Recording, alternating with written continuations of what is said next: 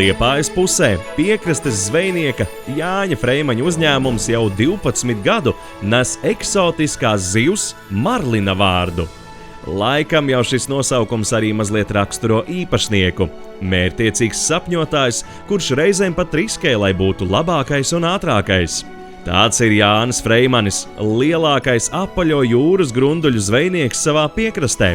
Darbs ir cauru gadu, bet divatā ar visu var tikt galā. Pavasarī tiek zvejoti grunduļi, vēlāk butes, tad vimbas un mencas un gada beigās jau stintes. Pa starpu brīvajā laikā jāšuj tīkli, jāgādā par laivu. Zvejošana Jānim kopš bērnības jau ir asinīs. Pēc jūras skolas kādu laiku zvejoja tālajās jūrās, bet dzimtais krasts vilka vairāk. Arī sapņiem ir vieta, jo atbalsta programmas un projekti ļauj attīstīties un ieviest ko jaunu. Vienīgie piekrastē vasarā Sijā Marlins 11 piedāvā izbraukumu jūrā.